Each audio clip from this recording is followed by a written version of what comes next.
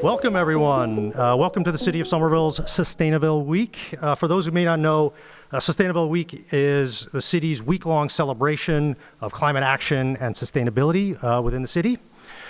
We haven't been able to meet in person for 4 years now, so this is really exciting.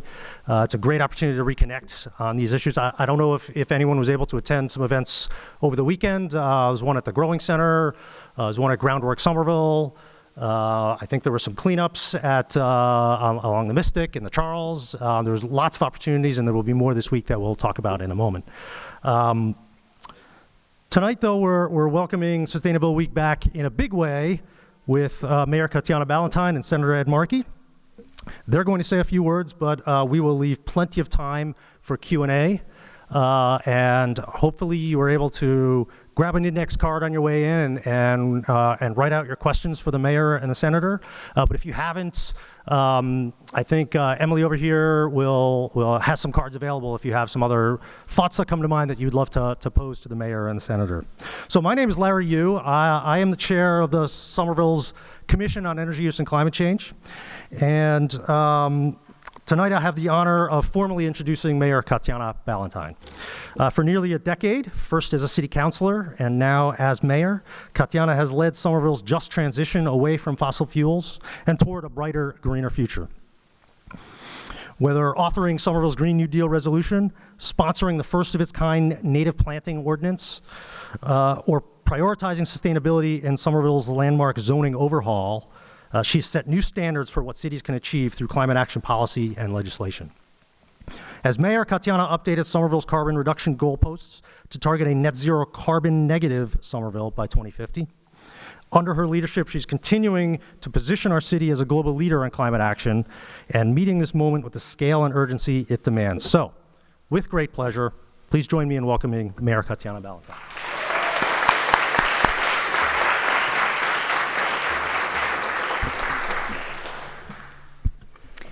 Well, hello and welcome to Sustainaville Week.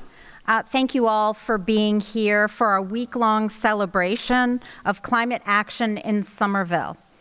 After a 4-year hiatus, as Larry mentioned, I'm thrilled to restart the important tradition of Sustainaville Week. I'd like to recognize, first of all, all of you for being here, but also the Somerville Office of Sustainability and Environment staff, especially Emily Sullivan. Emily, please. Erin Noel, and our team at the Somerville Public Library for pulling together a great week of programming. I'm so glad we were able to have Senator Markey here today to join us. He is, of course, yes.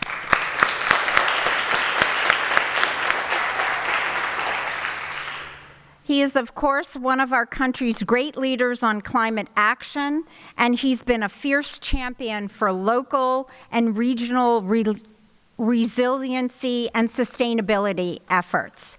He co-authored the Green New Deal, a revolutionary blueprint for our planet and our people.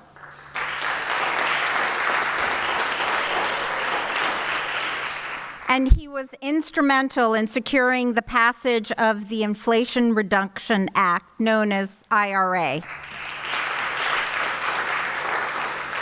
And this is recognized as the most significant investment in environmental justice and climate action in American history. The IRA sets us up our country to reduce greenhouse gas emissions, create good-paying green jobs, and help states transition to a clean energy economy. The Green New Deal and the IRA are the kinds of bold policies and legislations we need. We often hear the word bold when talking about climate, bold ideas, bold action. Let's not let it ring hollow as a buzzword. Bold is the only option. The stakes are too high to do anything less. Climate change is here, and it's an emergency. We have an ever-shrinking window of time to ensure a livable future. It's now or never.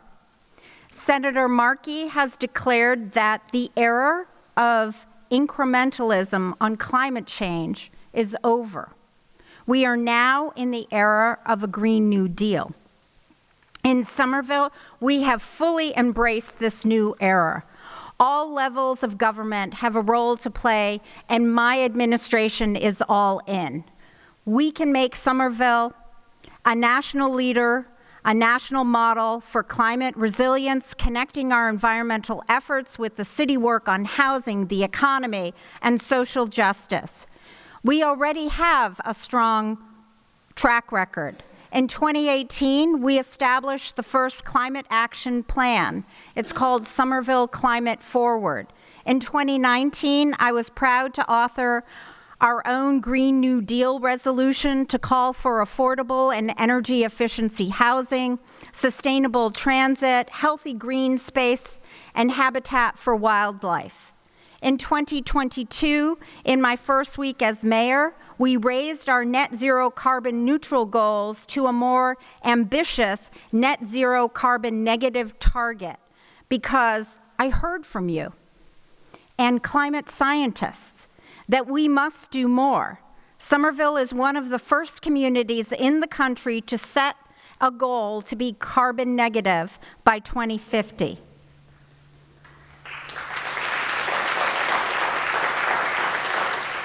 In 2022, we passed the city's largest climate budget yet, delivering investments and resources we need to accelerate our sustainability and resiliency initiatives. In 2023 and beyond, there's a lot to look forward to. Let me give you a few highlights. To start, this year we're updating Somerville's Climate Forward Action Plan for the first time.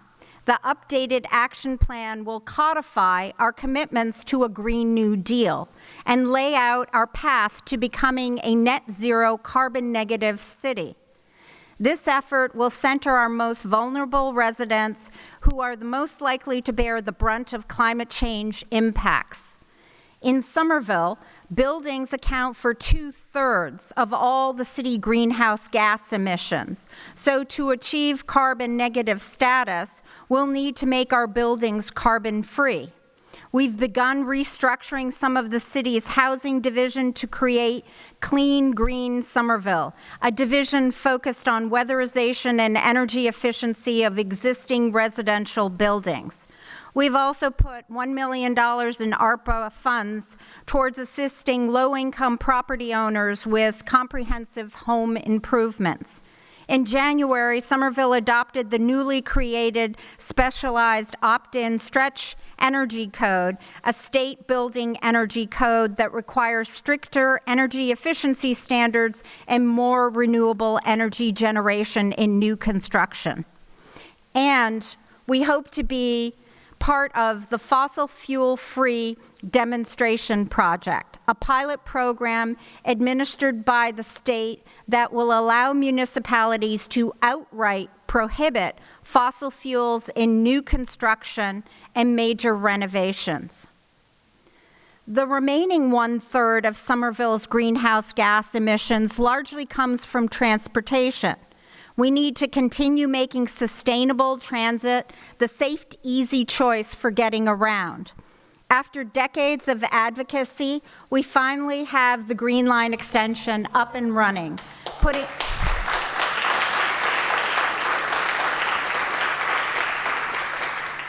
This puts 85% of Somerville residents within a 15-minute walk of a T-stop. We're just as eager as you are to get the community path extension open.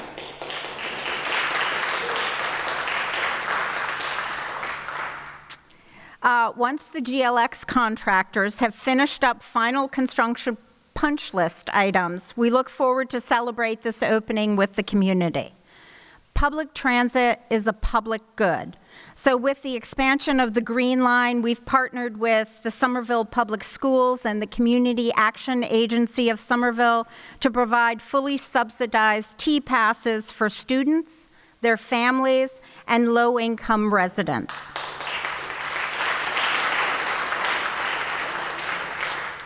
And we just established Somerville's first citywide bicycle network plan. documenting the community's vision for 88 miles of connected bike lanes and off-street paths where people of all ages, abilities, backgrounds can bike safely and comfortably.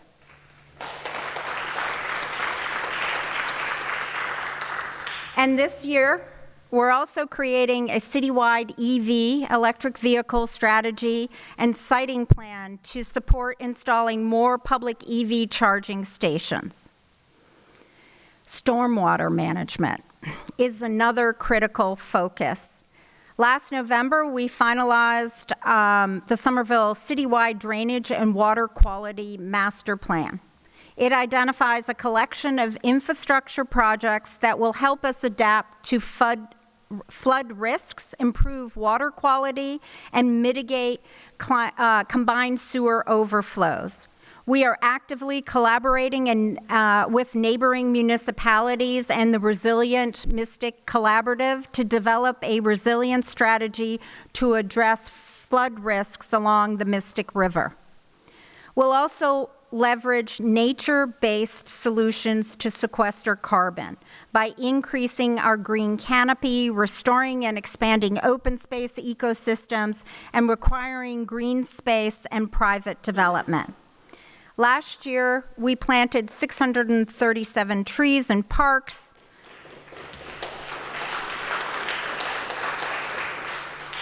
along our streets, prioritizing historically low canopy, low income neighborhoods. We also planted native plants to create a habitat for native pollinators and wildlife and restore native ecosystems. And we formed a Pollinator Action Plan Advisory Committee to create the first of its kind Pollinator Action Plan, which will guide our work to support, protect, maintain urban pollinator ecosystems. As we build out our net zero infrastructure, we'll need skilled, specialized workforce to support the transition to a renewable energy economy. We need to support investments in good green jobs and job trainings, and starting with our youth is key. Through school curricular, vocational programs, and summer jobs, we are investing in the next generation. Ultimately, we can't get where we need to be unless we cultivate the culture of climate action and sustain political will. In 2022, the report from the Intergovernmental Panel on Climate Change contended that the world already has many of the tools required to shift away from fossil fuels and slow down climate change quickly. It's doable, but it's not getting done. We just need the will to invest in the transition from fossil fuels. In Somerville, we have that will. You have that will. Local leadership has ripple effect. Cities are and must be the wellspring of change. Through innovation, collaboration, and thoughtful actions, we can work together to accelerate our transition to a just, equitable, and sustainable future. Now, it's my honor to introduce Senator Ed Markey.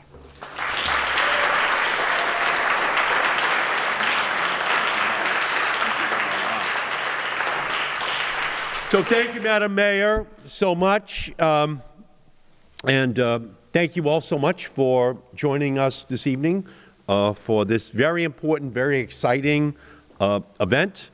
Thank you, Madam Mayor, for being an historic mayor. You know, the city councilor who introduced the Green New Deal as a resolution in Somerville in 2019, right at the beginning of the revolution. And now here you are to implement the Green New Deal. You know, you've been moving and positioning yourself exactly as you should in order to make sure that Somerville is the leader nationally. So thank you for your leadership, your inspiration. And Larry, thank you for all of your leadership here in Somerville, chair of the Somerville Commission on Energy Use and Climate Change. it would be good if every city in America had such a position. But again, Somerville has to go first in order to show that it works, So thank you for that. And Kristen Strezzo, City Councilor, thank you so much for being here. A Green New Dealer in her DNA. And Willie Burnley, I think, was going to be here tonight as well, right over here. Thank you, Willie, for being here and for being such a great leader, and for the passage of your polyamory statute. Thank you for being cutting edge, as you always have been, for your vision for a better city, a better state, a better nation. So we thank all of you for being here, and thank you to all of the activists who are here, because in Somerville, people don't agonize, they organize. And so thank you all for being here. Thank you for everything that you do to put Somerville at the cutting edge. And that's why when you're in Somerville, you should be able to celebrate a Sustainaville week. It's Sustainaville in Somerville, and that's pretty much, all you need to know, because we began a Green New Deal back in 2019. Alexandria Ocasio-Cortez and I introduced it into the Congress in February of 2019. Now, there are a lot of people who didn't like it. Fox News still talks about it every single night as something which destroys our country, although it looks like Tucker Carlson is the one who ultimately has wound up as the victim of that excessively negative view of our country. And so we spent all of 2019 and 2020 building a movement that would build the momentum that would lead to the moment on Election Day in 2020, when we won the House, the Senate, and the presidency. And especially with young people, age 18 to 34, turning out in historic numbers and saying that climate change, that the Green New Deal was at the top of their list. And so then, in turn, as we controlled the House, the Senate, and the presidency, those young people and climate activists of all ages, because it's not just your age, it's the age of your ideas, and people are of a youthful disposition of all ages in the city of Somerville, looking to the future, that in 2021 and 2022, we moved to now pass the Green New Deal. And there was some resistance, even in some quarters of the Democratic Party, in terms of how ambitious the bill could be. But ultimately, we passed $369 billion so that we could supercharge the movement towards wind and solar and all-electric vehicles and battery storage technologies and any technology that would reduce greenhouse gases. And the oil industry the whole way was saying, no, the answer is drill, baby, drill. And we were saying, no, the answer is plug in, baby, plug in. We're moving to the future. We're going to have a revolution here. Now, the additional component to it, though, was that the Green New Deal talked about environmental justice communities. And it said that historically there had been just a neglect of those communities that had been almost environmental sacrifice zones in the United States of America.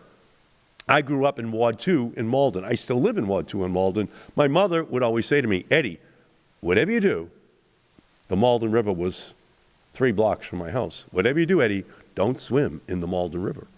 And that was because the Malden River was black with a pre-Jimi Hendrix purple haze over it.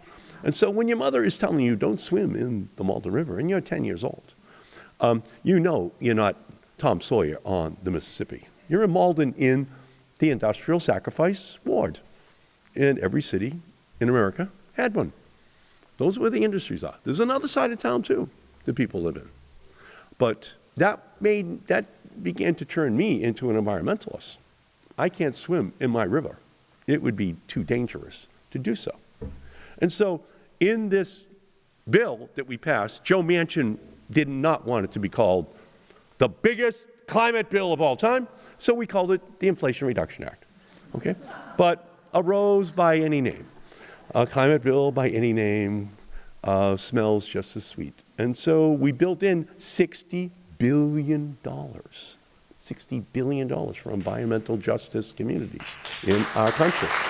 And that was historic in terms of the impact which it's going to have. And we also created this whole concept of Justice 40, where ultimately we want 40% of all of the funding to go into communities of color, into Native American communities, into those communities that have historically always been the sacrifice zone. And by the way, internationally, I was in Sharm el-Sheikh in November, and these third world countries, these island countries, they're all saying the same thing. You're turning us into sacrifice zones. We haven't been industrialized. We haven't sent up the greenhouse gases. We're the ones who are going to sacrifice. So in the same way that we have individual wards in cities all across the country that have been the sacrifice zones, we now have sacrifice countries. And as we all know, although we're only 4% of the world's population, 25% of the historic CO2 is red, white, and blue. So we have a moral responsibility to begin this revolution, to invent the technologies, to deploy the technologies so that we can reduce the most catastrophic consequences of climate change. The planet is running a fever. There are no emergency rooms for planets. We have to engage in preventative care. We have to reduce the overall risk long-term to those who are most vulnerable in our society. Now, the good news is that now analysts are looking at the $369 billion. And it turns out that all the tax breaks are uncapped. And so the analysis was from the Congressional Budget Office that only $369 billion would be spent. It turns out now that the demand is massive for wind and solar, for electric vehicles, for battery storage technologies in the United States, and for every other of these technologies. So one company has now done an analysis, and they say it's not $369 billion, it's 700 or 800 billion. And another group of highly respected analysts just came back with another number about 4 weeks ago, saying it could be upwards of $1.2 trillion that now gets spent on these green energy technologies in the United States of America. In other words, it was never a technological problem. It was always a political problem. You know, solve the politics of it, get it passed, and get out of the way. Because cities like Somerville, people like those people who live in Somerville, they're ready to go. They're ready to look at all of these new programs that are going to be available to them, including a $20 billion climate green bank that I was able to create. And analysts say that for every one of those $20 billion, that there'll be another $7 that would then be attracted by the private sector, because that first dollar is being put up by the federal government. That could unleash another $150 billion in private sector investment. So all of this is now being unleashed. And what it says is that when we fight, we win. When Somerville starts and they're up first, Massachusetts we're usually right, but too soon. We got to wait for people to catch up. Okay? So now, not only has the country caught up, but they can now see that it makes sense to do this. You know, that you can actually make money doing it. That you save, you save on so many of the otherwise great costs that would be built into our society. So this Sustainaville Week, is something that, from my perspective, is saying we've got to sustain the fight. We have to keep going. We have to look at that Green New Deal resolution and say, did it unleash a revolution? And that revolution is still ongoing. And what we have to do ultimately is to make sure that the bill that we passed last year quickly becomes the second largest bill that we've ever passed. Because we're not through yet. We're going to keep fighting. We're going to keep doing everything that we can, because we dared people to dream. We dared people to demonstrate.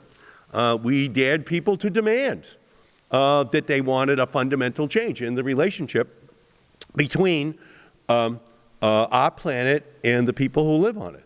And finally, the Green New Deal is producing the union jobs that are going to have to produce all of this change, and those jobs will be created by the millions. It's going to create justice for those communities that have historically been most affected adversely by climate change, by environmental injustice. And ultimately, it's going to trigger global response of climate action. In Europe, they have now passed their own Green Deal. That's what they call it, a Green Deal for all of Europe. That's another 500 million people in and going with high goals in terms of the electrification of their economy. And the more that we do it, is the more that it lowers the price for all of these technologies.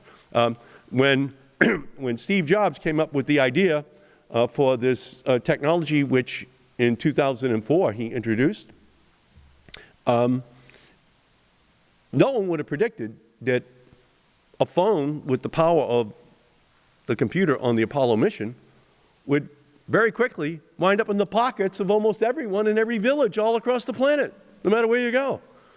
They have it. That's because it was made in America.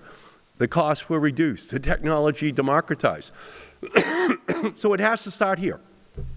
And now, partnered with Europe and our other industrialized partners, that is what is happening.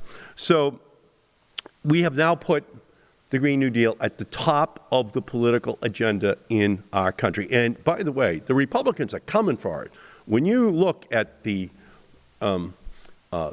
whole debate that we're having over whether or not we should lift the debt ceiling, and then you look very closely at what Kevin McCarthy is proposing, well, he's saying, well, we won't lift the debt ceiling unless you got the Green New Deal programs, unless you pare back all of this funding. Now they want to do some other bad things, making people on Medicaid have to work if they want to receive Medicaid help, and some other really, truly bad ideas. But they're coming for this. So we're in a fight, and it's not over. In fact, we have to actually now have our energy levels go higher and higher because we don't control the House anymore. It's not Nancy Pelosi anymore. It's Kevin McCarthy. It's somebody who's listening to Marjorie Taylor Greene and Matt Gaetz every day for advice. Okay? So that's not good. That's not good for the vision which we have for our country.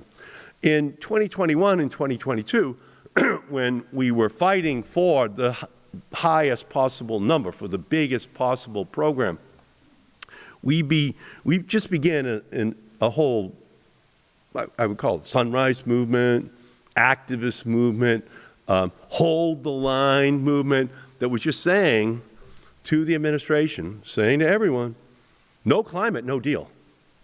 If you don't finish these first 2 years and you want to get all the other things done in your administration, no climate, no deal. And we made that very, very clear from beginning to end throughout the entirety of the process, because we were saying that a bill without climate jobs, a bill without climate justice, a bill without climate action would not be acceptable to the American people. And so we were saying we have to keep our future safe. We have to future-proof it. And the only way we're going to be able to do it is if we take this historic moment where we have the trifecta, the House, the Senate, and the presidency, and not squander that historic political opportunity. And we were able to get that done. So the Green New Deal is now inside of the DNA of the IRA.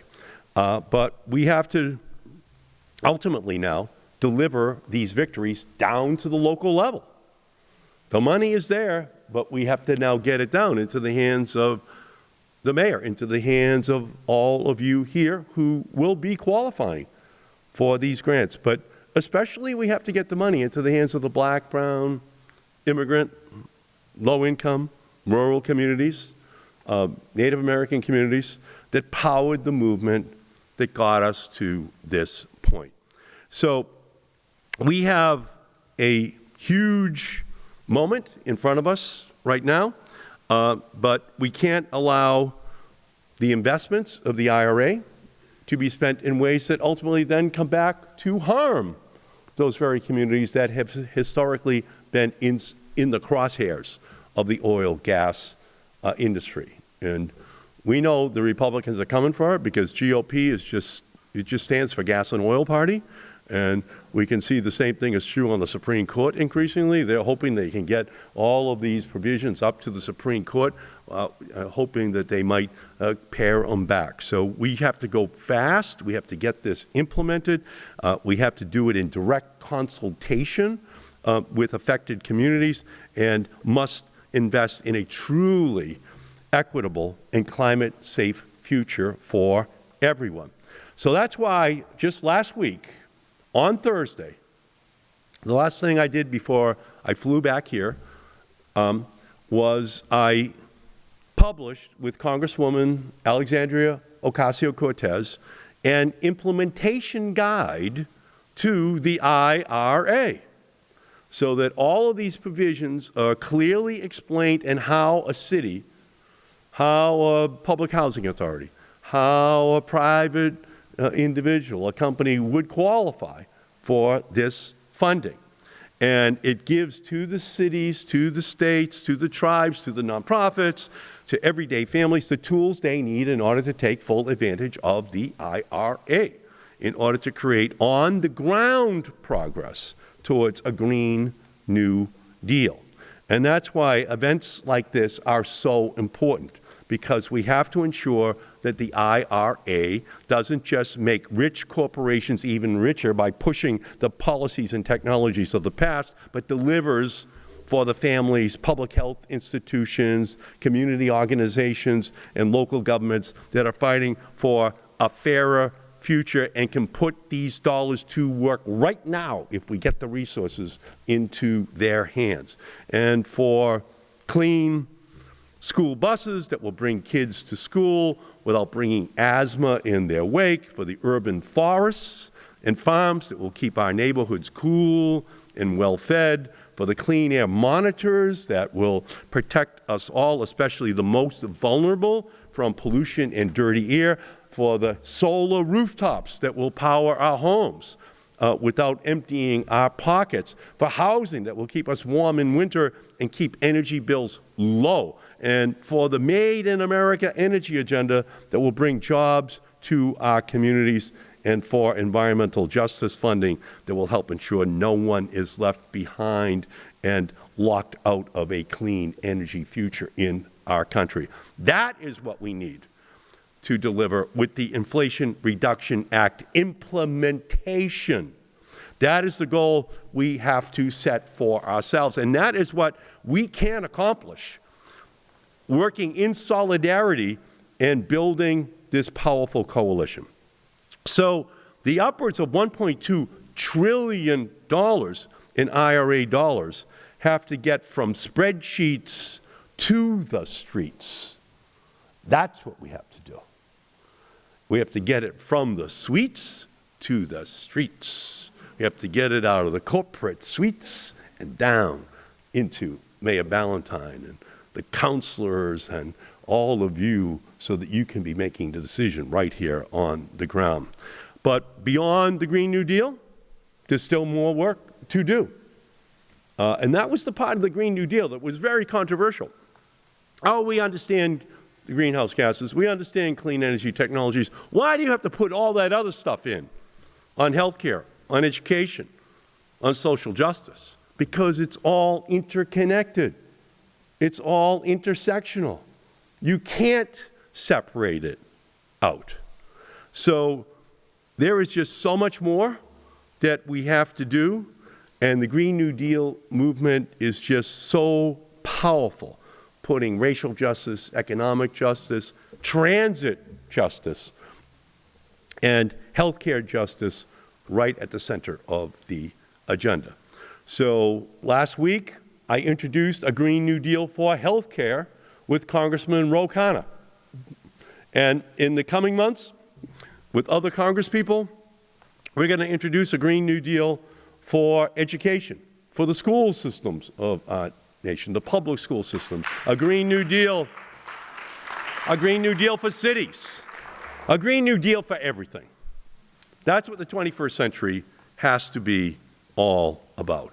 We need a whole of government, whole of healthcare system that deals with the intersecting climate and health crises in our country. And the healthcare Green New Deal will invest in a healthcare system that ensures that all people can access the care they deserve before, during, and after climate crisis. It would ensure our healthcare system doesn't make the climate crisis worse, but instead helps us survive the impacts we already see in our daily lives: heat waves, extreme storms, wildfires, floods, and we dramatically increase the amount of funding for community health centers. We dramatically increase the funding for doctors and nurses of color.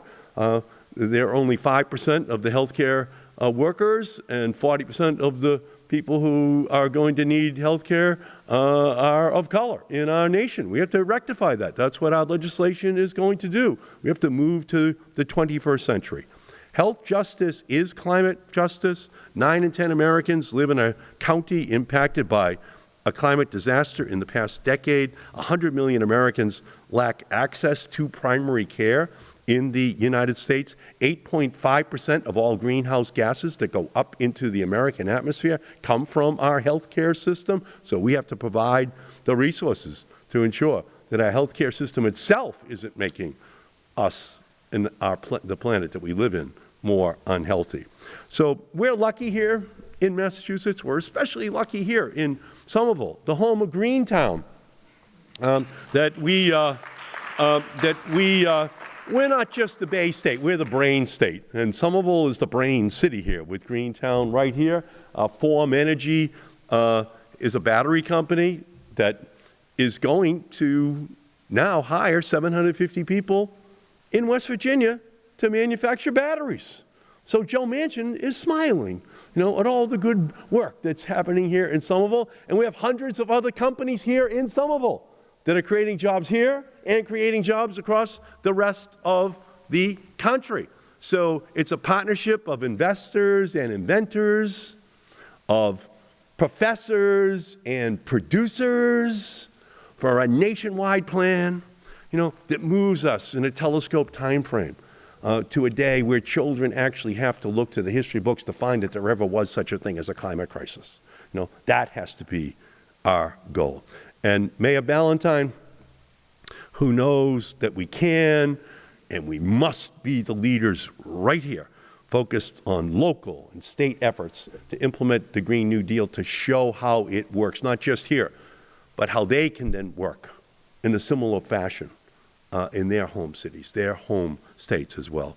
So I'm very excited to continue to partner with the mayor, with the city council, and all of you here today for climate justice, for racial justice, for worker justice, for health justice. We will make the Green New Deal aims into Green New Deal action. I thank all of you for everything that you're doing, and thank you for having me here tonight to be with you. Thank you. Thank you so much.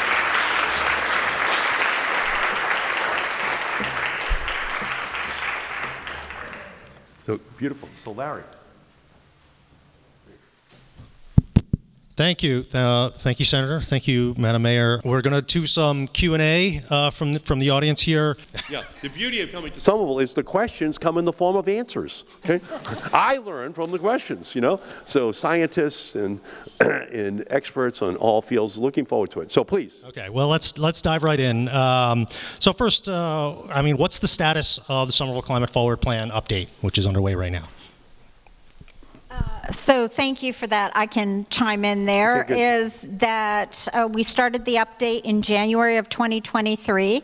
This plan update will be data-driven. It's a data-driven process, but will also include significant public engagement. Finalizing a survey series to get insight into community priorities, barriers to achieving climate goal.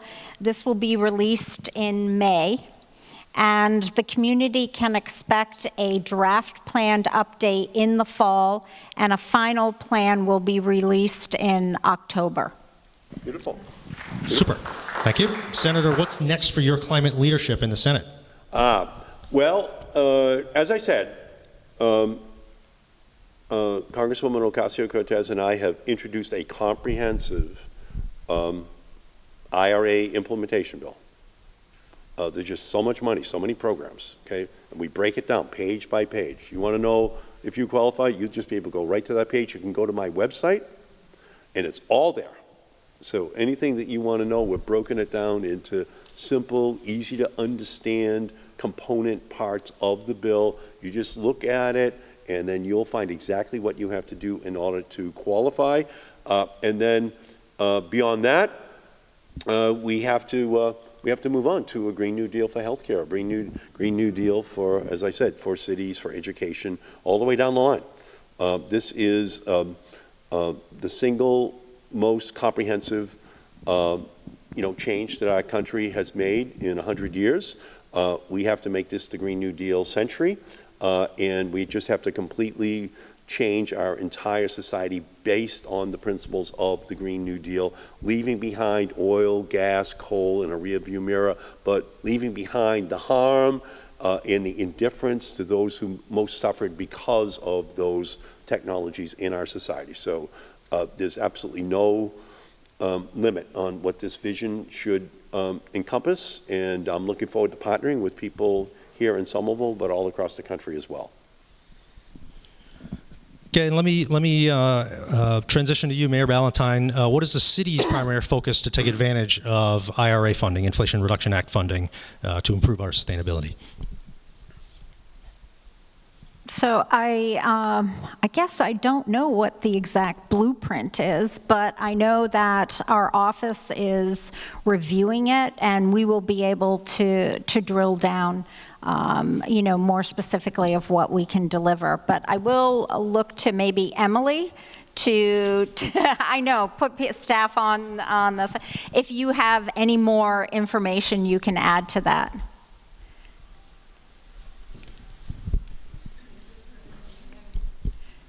Thank you, Mayor. I'd say Somerville Climate Forward, when we publish that plan, that will be part of that blueprint about how we can use IRA funding to implement and accomplish our climate goals.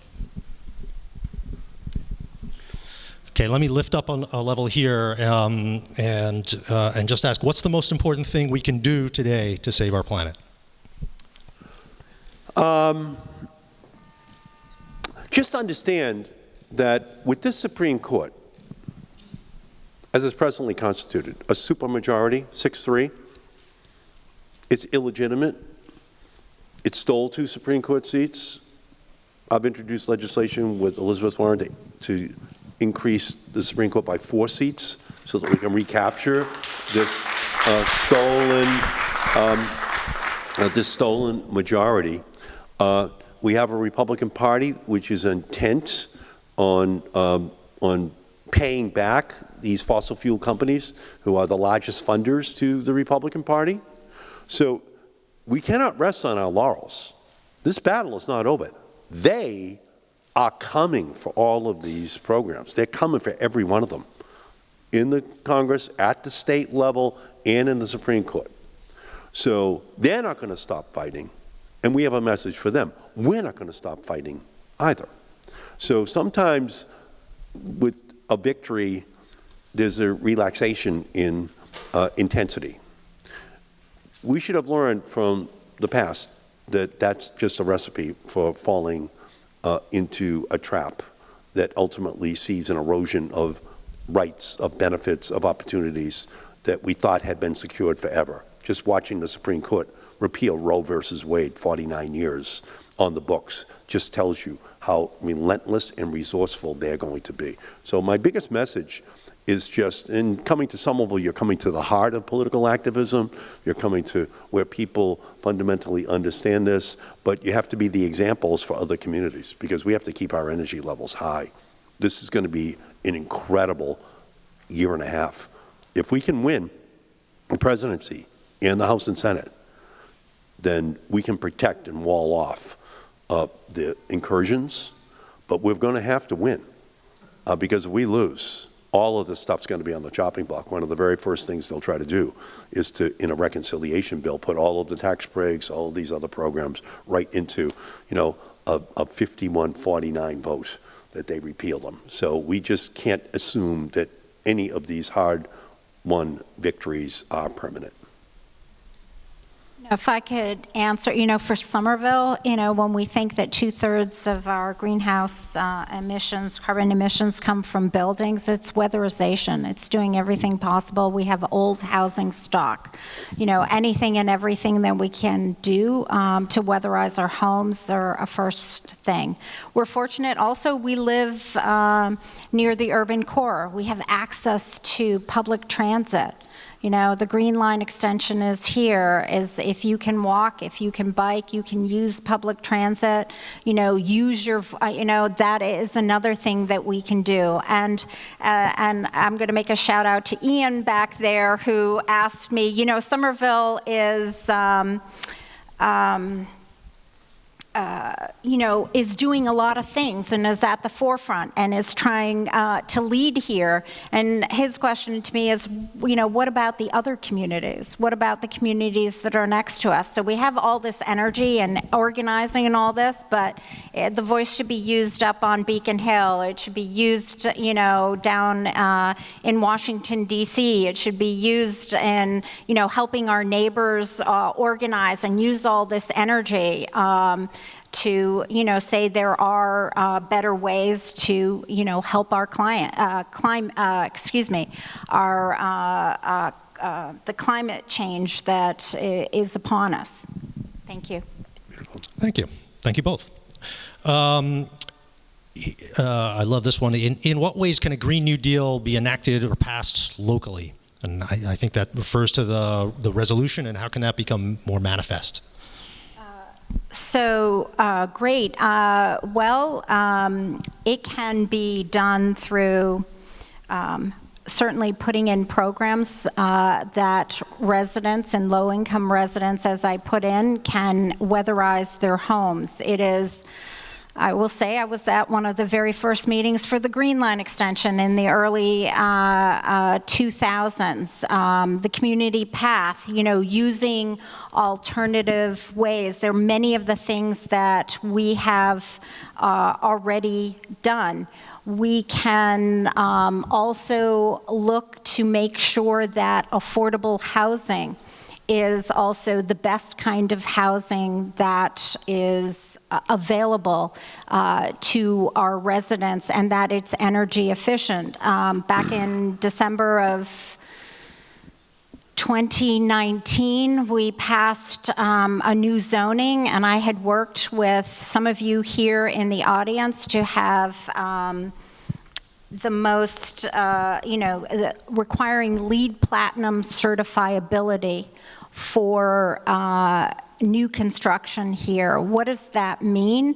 We passed it. We were the first in the state to do it, one of the few in the country to require LEED Platinum certifiability. What does that mean for our residents?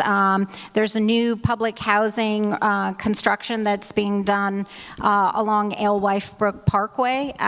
It is going to provide nearly 300 units, and it is going to be LEED Platinum certifiable. So that means that, thank you, that means that it's a primarily women-led households, 93%, 87% are women of color. Usually, I will say this demographic is ignored, not paid attention to, but they are going to have the best and the cleanest housing available because it's going to be all fossil-free. So those are just some of the things that we can work on and that were outlined in the Green New Deal that we've moved forward. Thank you.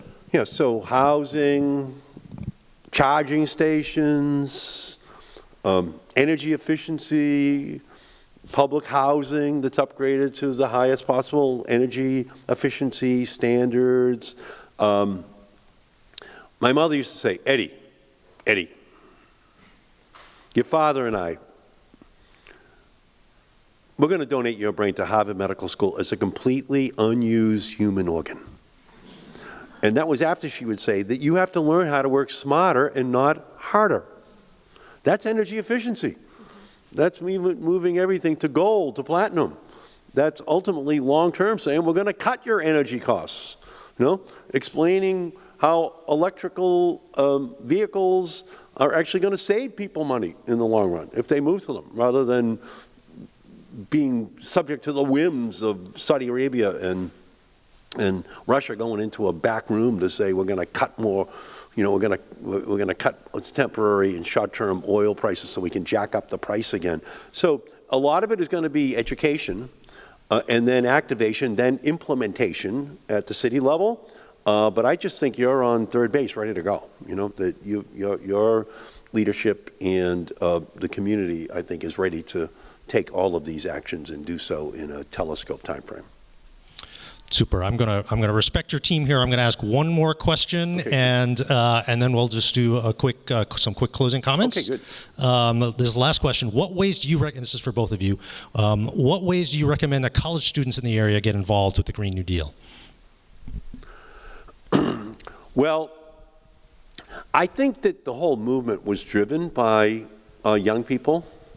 I think they felt left behind, left holding the bag, that preceding generations did not, in fact, act responsibly.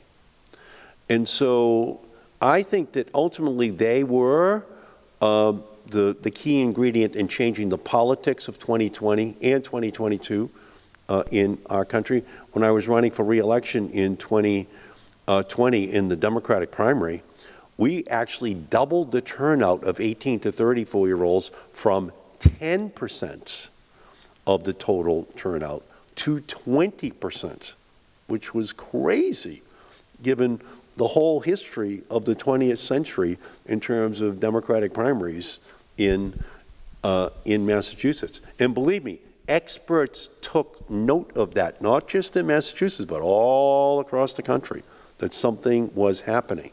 And so young people have the passion, but they have the knowledge, but they have the networking ability to be able to reach out to their friends and then reach out beyond their friends using social networks in order to build movements. So from my perspective, the 2024 election, House, Senate, and presidency is going to be the cementing of these hard-earned victories and the basis for future gains.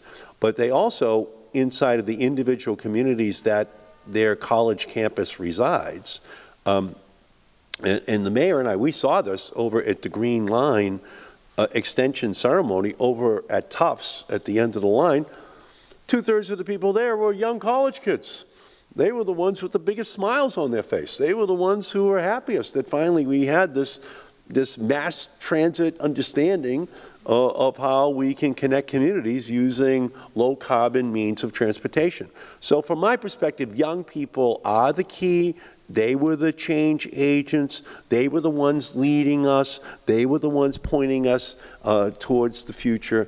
And we just have to follow them, but also encourage them to keep up their leadership, you know, to not rest on their laurels, and let them know that we can still lose much of what we think we've already won. I don't know about you, Madam Mayor, about young people, but So I would say, Noel, Emily, raise your hand. Young people in the office, anybody in the auditorium, anybody, please reach out to them. We need you to get involved in the Somerville Climate Forward. We have a youth justice league also, but these are the people that can connect you to how to get engaged in Somerville and learn about, what I would consider some of the fantastic things that we're working on. But again, I would say that it's interracial, intersectional, but also intergenerational. Okay? There was a whole generation of older people who had worked on climate their whole lives, and they needed the reinforcements of these young people, and that's what's created the winning combination.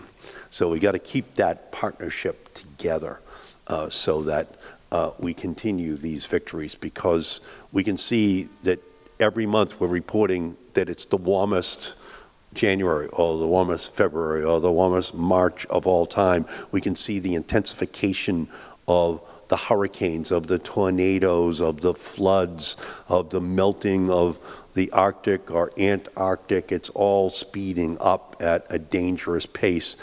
We don't have any additional time to lose. We just have to get out there and do the work. And if we do, we will win. And as each month goes by and more green jobs are created by the tens and then hundreds of thousands and then ultimately millions, we will be on the winning side politically as well, because we will have a constituency that will be punishing their Republican red state senators for trying to destroy their jobs. We have a chance to do it, but we have to use the young people to continue to provide the energy to accomplish those big political goals that we should have for 2024.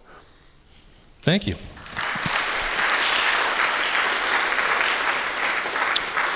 Madam Mayor, closing comments? I just want to say thank you to everybody for being here.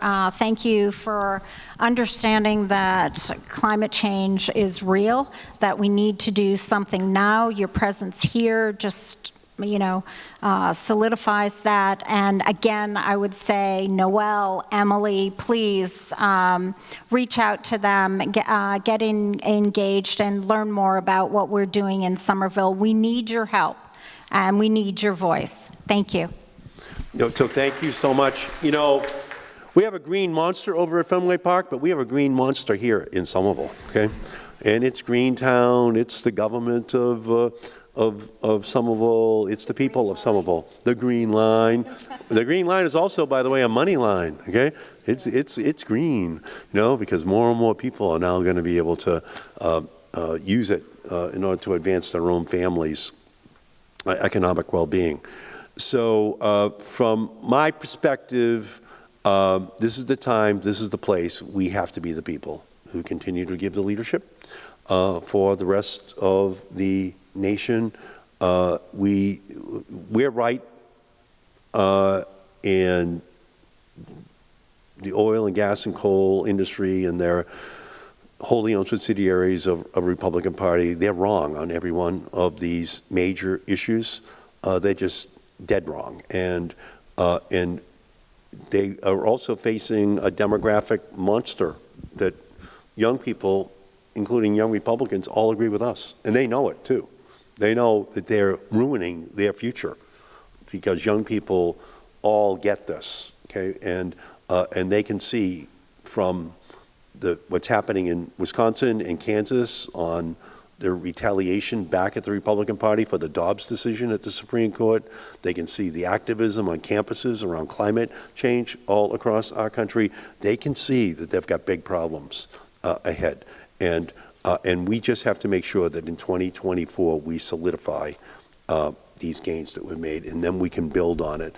And as each year goes by, we're going to be seeing this oil, gas, and coal industry in a rear-view mirror. When we introduced the Green New Deal, Alexandria Ocasio-Cortez and we were attacked for introducing a socialist concept into the American economy. These hundreds of billions and trillions of dollars that would be spent on socialistic ideas.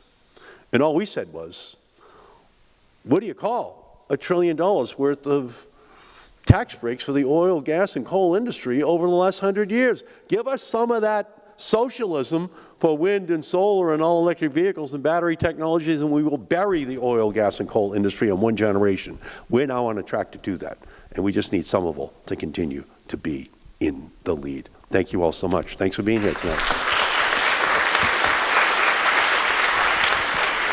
Sorry we couldn't get to all the questions. There are some really good ones in here. Thank you all for coming out.